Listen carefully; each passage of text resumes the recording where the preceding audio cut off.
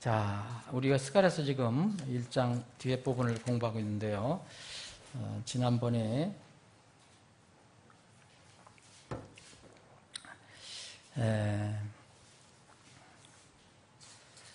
12절부터 17절까지 우리가 살펴보다가 그 뒤에 부분 그 14절부터 17절까지 좀 더 말씀드릴 게 있었는데 시간 관계에서 말씀 못 드렸습니다. 오늘 이 부분을 다시 한번 생각을 해보려고 합니다. 오늘 한 절 다시 읽겠습니다. 14절입니다. 그러므로 나와 대화하던 천사가 내게 말하되 너는 외쳐 이르기를 만군의 주가 이같이 말하노라. 내가 예루살렘과 시온을 위하여 큰 질투로 질투하노니, 질투하며 10월까지 연결하면 예루살렘과 시온을 위해서 질투를 하시기 때문에 또 안락하게 지내는 이 기도들을 아주 심히 기뻐하지 아니하노니 내가 내 백성을 조금 기뻐하지 아니하였거늘 그들이 협력하여 고통을 더하였느니라.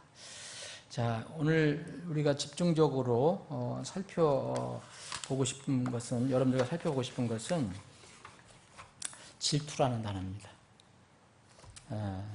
하나님께서 이교도 민족들에게 고통을 받는 이스라엘에게 위로 약속을 주신 거 우리가 지난번에 살펴보고 있는 거예요. 지금 이 1장 전체는 앞으로 이스라엘의 회복에 관해서 말씀하시는데 가깝게는 이제 성전이 수축되고 이스라엘이 땅으로 회복되는, 이제 멀게는 마지막 때의 그 상황까지 이야기하는데 이 약속을 주셨는데, 이스라엘에게 소망의 약속을 주셨는데 뭐라고 말씀하셨냐면, 이런 과정에서 내가, 하나님이죠, 예루살렘과 시온을 위하여 큰 질투로 질투한다, 이런 말씀하셨어요. 그리고 나서 이제 지금 이스라엘 백성은 고통을 받고 있는데 이 기도들, 그 다른 민족들은, 이스라엘 괴롭힌 이 기도들은 지금 안락하게 지내고 있다. 근데 원래 하나님께서는 당신의 백성, 이스라엘 백성을 조금 기뻐하지 않으셨어요. 그들이 불순종하고 반역했기 때문에. 그래서 그 이기도들을 쓰셨는데, 이기도들은 징계의 도구로, 이기도들은 협력해서 하나님이 허락하시는 그 범위를 넘어서 큰 고통을 더했다라는 말씀이 바로 15절의 말씀입니다. 근데 이 질투라는 말을 우리가 생각할 때 별로 긍정적인 단어가 아니잖아요. 근데 여기는 큰 질투로 질투한다, 이렇게 그 이스라엘을 위해서. 성경에는 하나님을 이렇게 묘사하고 설명하는 그런 형용사가 참 많아요. 여러분 쉽게 얘기할 수 있죠. 하나님 어떤 하나님입니까? 사랑의 하나님, 긍휼의 하나님, 모든 것을 아시는 전지의 하나님, 또 모든 것을 알 수 있는 전능의 하나님, 태초부터 계셨던 하나님, 영원까지 계신 분, 처음이요 마지막이 하나님, 여러 가지 거룩하신 하나님, 공의의 하나님, 얼마든지 여러분들 붙일 수 있죠. 성경에 다 찾아볼 수 있습니다. 근데 또 하나님의 이름을 여호와라는 이름 외에 또 하나님의 이름을, 그분의 속성을 들어갖고 이렇게 표현하는 것들이 있어요. 하나님은 사랑이시다. 하나님이 사랑이에요. 또 어느 곳에 보면 그분의 이름이 거룩하시다 그랬어요. 또 거룩. 어떤 면으로 하나님의 또 이름이라고도 볼 수 있습니다. 그리고 하나님이 또 이름은 스스로, 나는 스스로 있는 자, I am that I am. 그리고 이사야서 9장에 보면 놀라우시니, 계획자, 강하신 하나님, 영존한 아버지, 평화의 통치자, 하나님을 설명하는 이런 수식어도 많고 하나님 자체를 말하는 그런 단어도 참 많습니다. 그런데 여러분, 하나님을 이렇게 묘사하고 하나님에게 과연 이런 이름을 붙일 수 있는가 하는 이름이 있다는 거, 오늘 바로 이 단어입니다. 하나님을 어떻게 표현하냐면 질투하신 하나님, 그리고 하나님의 이름은 질투라는 거예요. 여기 출애굽기 20장 5절에 보면, 그리고 신명기 4장 24절에 보면 추운데 하나님은 소멸시키시는 하나님이기 때문에 불이요, 또 질투하는 하나님이시라. 이런 말씀이 있어요. 여호수아 24장 19절에 보면 거룩하신 하나님이시요 질투하는 하나님이시요. 이게 한 군데 나온 게 아닙니다. 이스라엘 백성과 선민과 하나님과의 관계에서 얘기할 때 그 하나님과 이스라엘 백성 사이에 뭐가 끼어들어올 때 하나님이 이렇게 표현하셨습니다. 출애굽기 34장 14절에는 이름 자체가 하나님의 이름이 사랑처럼 스스로 있는 자, 뭐 거룩하시니 이런 것처럼 하나님의 이름 자체가 질투라고 하셨어요. 출애굽기 34장 14절에 보면 너는 다른 신에게 경배하지 말지니 주는 질투라는 이름을 가진 질투한 하나님이라.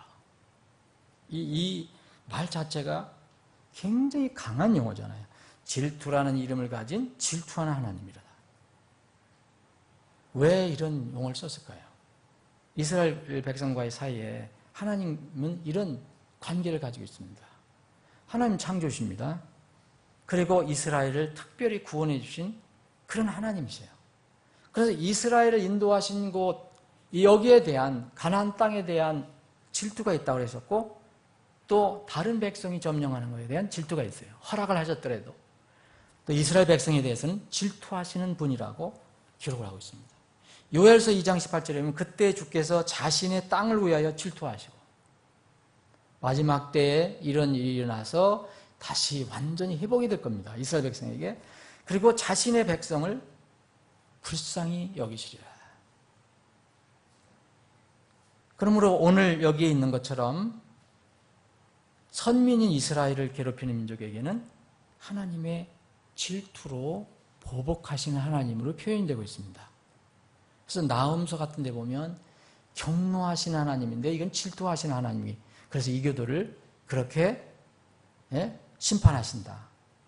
보복하신다는 말씀을 했습니다.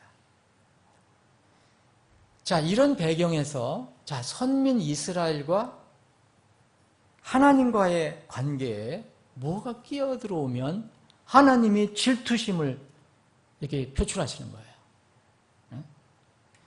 그래서 선민 이스라엘이 우상을 숭배하는 것, 하나님 외에 그 모든 것들이 끼어들어올 때는 하나님은 이 질투라는 용어를 썼어요. 그래서 우상 숭배를 하나님은 극도로 싫어하시는 이유가 그거에 있습니다. 우상이라는 게 뭡니까? 하나님, 분명히 하나님이 있는 사람인데 아버지 하나님이 있는 민족인데 사람인데 아버지 하나님을 제쳐놓고 다른 것들을 신처럼 섬기는 것이 우상 숭배 아닙니까? 하나님 자리에 다른 것들을 올려놓는 것, 이게 우상 숭배예요.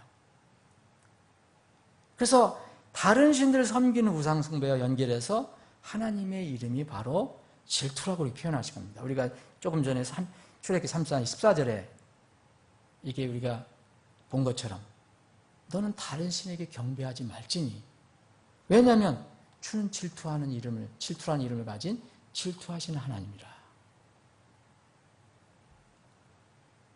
이분이 질투하면요 뭐가 연결이 되냐면 경노와 분노가 연결이 됩니다. 질투 다음에 신명기 6장 15절에는 이 질투하신 하나님이 얼마나 경노와 분노로 연결하시는가를 표현하고 있습니다. 질투, 이 말은 굉장히 강한 단어예요. 아가서 8장 6절에 보면 남녀 간의 사랑에 관해서 이것은 이제 그 비유적으로는 그리스도와 교회의 사랑, 그리스도와 성도의 사랑을 표현하는 거거든요. 이 아가서 8장 6절에 보면 사랑은 죽음처럼 강하고 질투는 무덤처럼 잔인하다 이런 말이 나와요. 우리는 흔히 질투라는 그런 단어가 좋은 덕목이 아니라는 걸 알게 됩니다. 여러분 일반적인 덕목으로 그렇게 생각하잖아요. 부정적인 덕목이에요. 우리 아이들이 그렇게 노래도 부르잖아요. 시기 질투하지 말고 그러잖아요. 우리 그리스도인이 상대방을 시기 질투하는 것은 정말 흉한 거죠. 이거는 주님께서 금하시는 거예요. 그런데 본문 14절에 보면 하나님께서 스스로 이 질투라는 용어를 쓰셨어요. 그리고 자신을 질투하는 하나님을 소개합니다. Your jealousy, 굉장히 강한 용어인데 이 용어는 주로 남편과 아내, 이게 합법적인 부부 사이나 이제 장래를 약속한 정혼한 어떤 사랑하는 사이에, 연인 사이에 나타나는 감정의 어떤 한 표현입니다. 부부 사이에 여러분 어떤 사랑의 문제가 있을 때 질투의 영이 일어난다고 여러분 그 율법 민수기에 보시면, 민수기 5장에 보면 질투의 영을 얘기하고 있습니다. 부부 사이에 일어난 질투의 영. 여러분 합법적으로 결합한 남편과 아내 사이는 서로 존중하고 사랑하며 절대 분리될 수 없는 관계가 맺어지는 겁니다. 남이 잘 되는 것을 시기 질투하는 것은 나쁜 것이지만 합법적인 부부 사이가 어떤 외적인 것에 인해서 상처를 받는다든가 또 거기에 뭔가 끼어들어오게 되면 이 질투라는 것이 합법적인 질투가 일어날 수가 있는 것입니다. 예를 들어서 여러분이 배우자가, 여러분들의 결혼한 사람들, 부부가 한쪽 배우자가 엉뚱한 자기 합법적인 배우자 외에 다른 사람들에게 자꾸 눈을 돌리면 어떻게 돼요? 여러분, 이걸 세상에서 뭐라 그래요? 바람났다고 그러죠. 네, 바람났다고. 여러분, 바람이 났는데도 한쪽 배우자가 정말 부처처럼 앉아있다면 그거는 이상한 거죠. 여러분, 정상이 아니죠. 그거를 하나님은 이스라엘 백성과 같은 관계에서 표현했어요.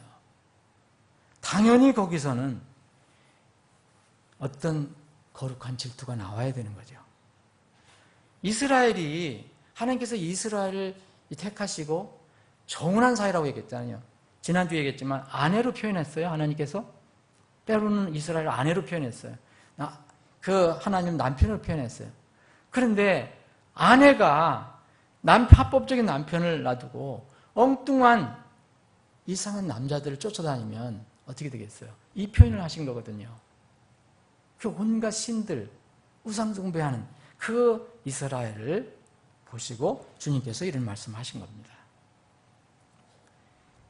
하나님과 이스라엘을 남편으로 아내로 묘사된 것은 여러 군데 있습니다. 이사야서 54장 5절, 예레미야 3장 20절, 30절, 32절, 호세아 2장 2절 이런 데 다 하나님과 이스라엘을 남편과 아내로 표현합니다. 그런데 엉뚱하게 이스라엘은 자신의 합법적인 남편이 아닌 다른 엉뚱한 화려하고 유혹심한 그런 이방신에게 눈길을 돌렸습니다. 하나님은 또 우리가 수식을 할 때 뭐라고 표현합니까? 신실하신 하나님이잖아요. 여러분, 신실하신 하나님이 무슨 뜻입니까? 여러분, 부부 사이가 신실하다면 절대 부부 사이에 뭐가 끼어들어올 수가 없어요. 서로 신실하지 않기 때문에 되는 대로 놔두니까 거기에 뭐가 끼어들어올 수가 있는 거예요. 하나님은 신실하신 하나님이라 했어요.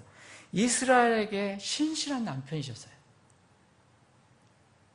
당연히 이스라엘은 이 하나님께 신실한 아내가 되었습니다. 그렇게 당연히 되어야 하는데 이스라엘은 하나님의 질투를 유발하는 일을 너무 많이 했어요.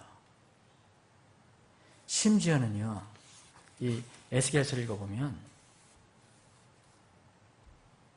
하나님을 섬기는 성 안에다가 질투의 형상을 만들어놨어요. 그래서 하나님께서는 이것을 보고 어떤 형상을 만들어 놓으셨는데 이것을 보고 그래서 질투의 형상이라고 했어요. 그 무슨 아무것도 말 못하고 느끼지도 못하는 무능한 어떤 우상이 질투하는 게 아니잖아요. 이런 형상은 하나님의 질투를 불러일으키는 그런 형상이라 해서 질투의 형상이라고 불렀습니다. 당연히 이스라엘이 타락한 행동을 보면 하나님께서는 질투하시고 그에 상응한 보응을 하시는 것이 거룩한 하나님이십니다. 이런 어떤 원리랄까요? 이런 것들은 신명기에서 창세기, 출애굽기, 신명기에서부터 계속해서 신약까지 계속되고 있어요. 에스겔서 예를 들어 에스겔서 23장 25절 이런 말씀이 있거든요. 또 내가 혼인을 깨겠다. 내가 혼인을 깨고 피를 흘린 여자들을 심판한 것 같이 너를 심판하여 경노와 질투 속에서 내게 피를 주며. 이스라엘을 향해서 하신 말씀이었어요.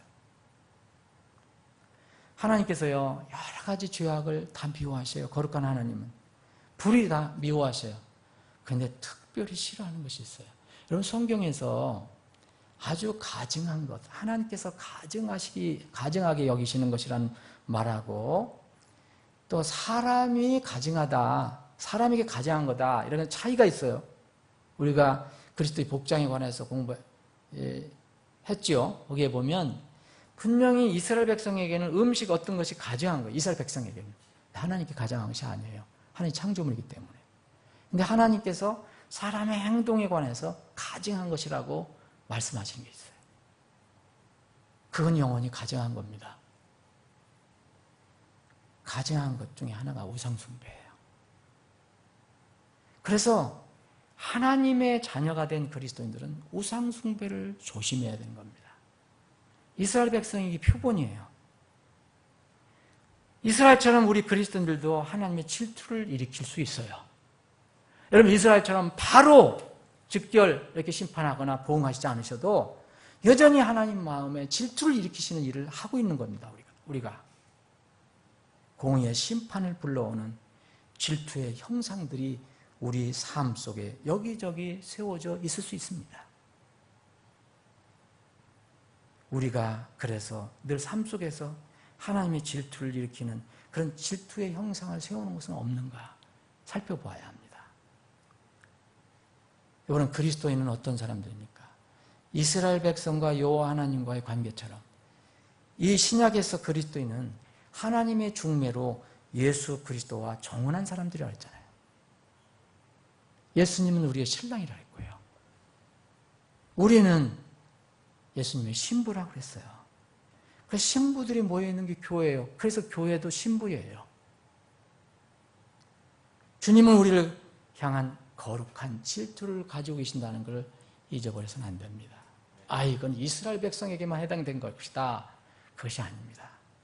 여러분들이 분명히 예수 그리스도와 정혼하는 것을 믿으신다면, 하나님께서 예수 그리스도를 통해서 하나님의 자녀로 삼아주신 것을 믿으신다면 그 원리는 변함이 없습니다. 그래서 예수님 오직 유일한 길이에요. 다른 길이 있는 게 아닙니다. 여러 가지 신들이 우리의 하늘로 가는 길이 될 수가 없어요. 그분만이 우리의 남편입니다. 주님은 분명히 우리를 향한 거룩한 질투를 가지고 계세요. 만약 우리가 정혼한 것을 무시하고 주님 외에 다른 존재를 주라고 믿고 따른다면 주님의 거룩한 질투를 피할 수 없습니다. 구원받은 우리 안에 다 성령님을 모시고 있어요. 여러분들 다 성령님을 모시고 있어요. 그 성령님은 여러분들이 그걸 직접 느끼지 못하더라도 살아계신 성령님은 우리 안에서 어떤 일을 하시느냐. 야고보서 4장을 한번 보겠습니다.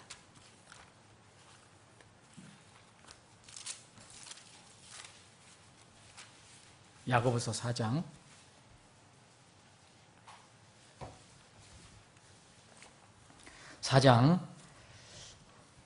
4절부터 제가 읽겠습니다. 너희 가늠하는 남자들과 가늠하는 여자들아, 세상과 친구가 되는 것이 하나님을 대적하는 것인 줄 너희가 알지 못하느냐? 여기 개역 성경에는 너희 가늠하는 남자들은 빠졌어요. 이제 킹제임스 성경은 정확하게 남자들, 여자들, 남자들은 예가 아니에요. 남자들, 여자들 다 해당되는 겁니다. 세상과 친구가 되는 것이 하나님을 대적하는 것인 줄 너희가 알지 못하느냐? 그러므로 누구든지 세상의 친구가 되고자 하는 자는 하나님의 원수가 되느니라. 여러분, 하나님만 오직 우리가 주님을 섬기는데 우리가 세상에서 여러 가지 것들을 하나님 자리에 놓고 살아가요. 자, 5절에 보면 너희는 성경 기록이라는 것은 여러분 이게 구약 성경 기록이라는 걸 아시죠? 이게 인용한 거란 얘기입니다. 우리 안에 거하는 영이 시기하기까지 욕심을 내느니라 하고 헛되이 말하는 줄로 생각하느냐? 여러분, 이것은 바로 출애굽기에 나와 있는 질투하시는 하나님, 시기하시는 하나님을 표현한 겁니다. 이걸 신약에 우리에게 적용하셔서 이렇게 말씀하셨습니다. 고린도전서 10장을 한번 보시겠습니다. 어떤 분들은 이거를 신약에 적용하면 안 된다고 하는데 천만의 말씀입니다. 우리가 영적인 이스라엘이란, 교회가 영적인 이스라엘이라는 그런 것은 저는 동의하지 않습니다. 그러나 원리는 하나님과 이스라엘과 관계와 이스라엘 민족과 이 신약 시대의 그리스도와 하나님과 하나님의 백성과는 그 관계는 동일합니다. 원리는 동일해요. 고린도전서 10장 21절 22절, 이것도 어떤 마귀, 하나님이 아닌 다른 신, 그것에 관해서 얘기합니다. 20절, 그러나 내가 말하건대 이방인들은 자기들이 희생물로 드리는 것들을 하나님께 희생물로 드리지 아니하고 마귀들에게 드리나니 나는 너희가 마귀들과 교제하는 것을 원치 않는다. 여러분, 하나님 백성들이 마귀들과 교제하는 것을 원치 않는다는 거예요. 질투하고 시기하시는 하나님입니다. 너희가 주의 잔과 마귀들의 잔을 겸하여 마실 수 없으며 주의 상과 마귀들의 상에 겸하여 참여하는 자가 될 수 없느니라. 우리가 주의 질투를 일으키겠느냐? 우리가 그분보다 강하냐? 여러분, 이 구약시대에 있는, 구약시대에 기록한 말하고 이 말하고 어떤 경험? 저는 이 말이 더 강하다고 생각돼요. 바울 사도가 고린도 교회에 보낸 편지, 이것은 더 강하다고 생각합니다. 구약에 보면, 민수기에 보면 한 의로운 그 거룩한 질투심을 가지고 하나님의 경로를 이게 잠재운 한 인물이 나옵니다. 민수기 25장에 보면 이스라엘 민족들이 이방 민족들과 절대로 같이 하지 말라는 이방 민족들과 통혼을 해요. 그리고 아주 성적인 타락을 해요. 이걸 보고서도 이스라엘 민족은 그냥 가만히 있었거든요. 그런데 아론의 손자인 엘르아살의 아들인 비느하스는 하나님이 질투하시는 하나님이라는 것을 알고 의로운 분노가 질투가 일어나서 그 사람을 처단합니다. 이미 이스라엘의 심판으로 많은 이스라엘이 죽은 상황이에요. 계속 하나님의 진노는 계속되고 있었어요. 근데 비느하스가 일어나서 그 하나님의 경로의 그 원천을 차단해 버립니다. 이건 굉장히 상징적인 거예요. 우리가 물리적으로 그렇게 하라는 얘기가 아니고, 지금 과연 어떤 민족이든 어느 단체든 어느 교회든 어떤 가정이든 어떤 개인이든 하나님의 경로, 질투를 불러일으키는 것이 있다면 그것을 근원적으로 삭제해야 된다는 것입니다. 여러분, 위대한 대언자 엘리야도 여러분 바알 대언자들과 싸웠는데 뭐라고 표현했냐면 자기는 하나님을 위한 거룩한 질투로 바알의 대언자와 싸웠다고 그랬어요.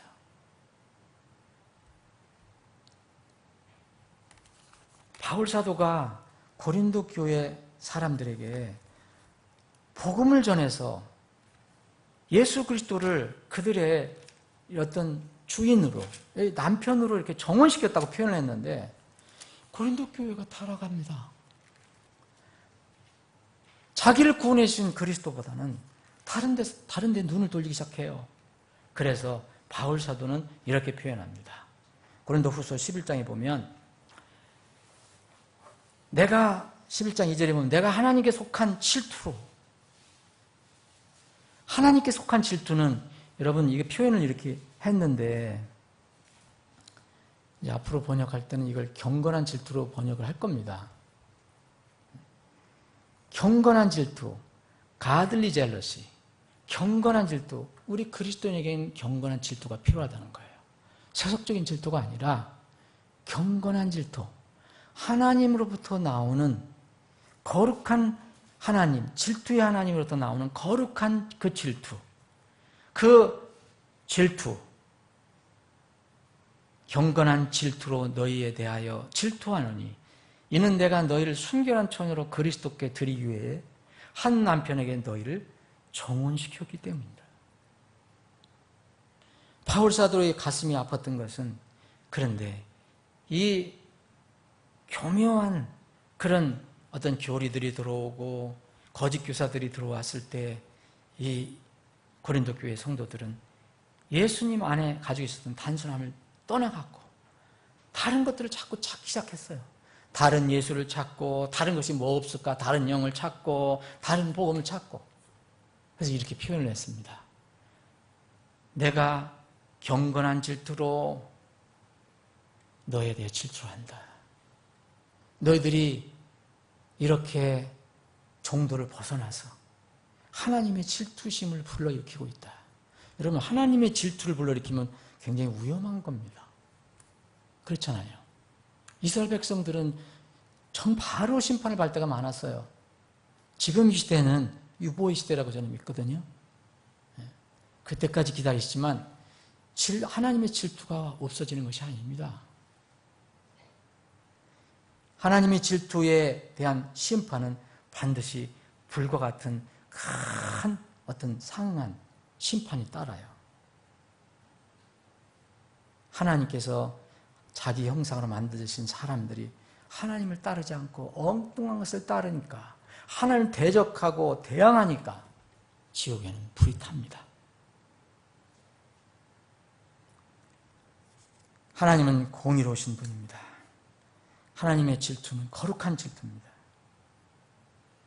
마지막 하나님께서 세상을 심판하실 때 이 거룩한 질투에서 나오는 공의로운 불로 심판을 집행하실 것입니다.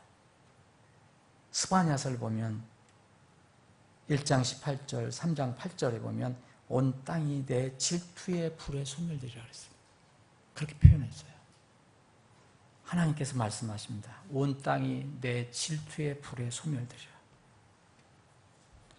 에스겔서에서 보면 선민 이스라엘에게도 경노의 불의 심판이 일어나는데, 또 선민 이스라엘에 고통을 준 세상 이교도들에게도 마지막에 하나님의 질투의 불이 쏟아집니다. 그럼 마지막 때 하나님께서 이스라엘을 심판하실 때 이스라엘이 다 소멸되지 않습니다. 이스라엘은 결코 소멸되지 않아요. 그러나 여전히 그들이 어떤 부분은 불로 심판을 받습니다. 그런데 이스라엘을 괴롭혔던 이교도들은 불로 완전히 소멸이 됩니다. 오늘 여기에 이 말씀은, 우리가 살펴보는 이 말씀은 이스라엘의 회복, 이스라엘에 대한 소망을 얘기하시는 거거든요.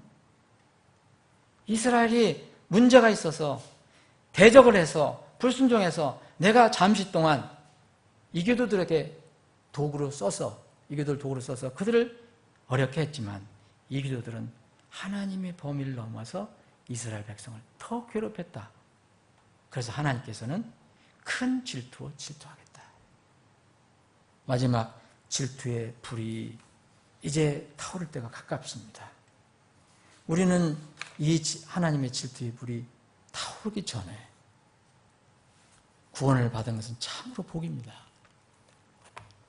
그런데 이 질투의 불이 세상을 불살릴 때 여전히 하나님 대적하고 하나님의 사랑을 거절하는 그런 사람들은 그 질투의 불을 피할 수 없을 것입니다. 우리에게 주신 사명은 그 질투의 불을 피할 수 있는 길을 우리에게 알려주셨기 때문에 그것을 부지런히 우리가 알려주는 겁니다. 그것이 우리 교회의 사역입니다. 우리 각자의 사명입니다. 부디 이런 사명을 다시 한번 생각해 보시는 시간이 되길 바랍니다. 아버지 하나님, 저희들에게 믿음을 주셔서 오늘도 하나님 주에 모이게 하시고 기쁜 마음으로 주님을 찬양하고 경배할 수 있게 해주신 것 참으로 감사합니다. 오늘 특별히 스가랴서 1장에서 주님의 여러 가지 모습 중에서 이름도 질투 자체이시고 또 질투하시는 하나님이라는 것을 저희들이 살펴봤습니다. 하나님의 공의로운 부분, 무서운 부분에 관한 말씀입니다.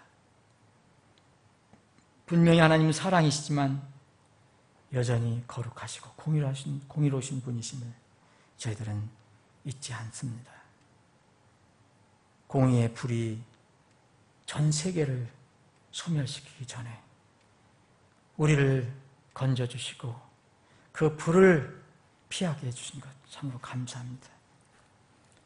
그런데 우리 주위에는 아직도 많은 사람들이 이 불이 얼마나 무서운 것인지, 하나님의 질투가 얼마나 무서운 것인지 모르고 살아가고 있습니다. 심지어는 구원받은 교회 성도들도 그렇게 살아가고 있습니다. 주님, 많은 하나님 속성 중에서 특히 이 시간 질투하시는 하나님이라는 것을 깊이 생각해 보는 시간이 되게 하여 주옵소서. 우리 사랑하는 지체들이 여러 가지 기도 제목을 가지고 나왔습니다. 특별히 하나님의 집, 진리의 기둥과 터에 가지고 나왔습니다. 주님 어디에서든지 주님 들어주시는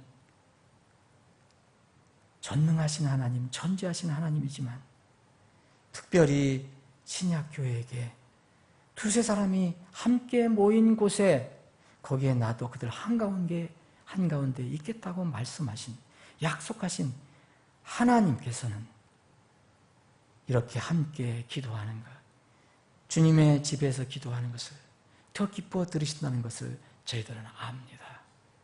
주님, 이 시간 주님의 약속의 말씀을 믿고 기도합니다. 저희들의 기도를 들어주옵소서. 지체들의 간절한 간구를 들어주옵소서.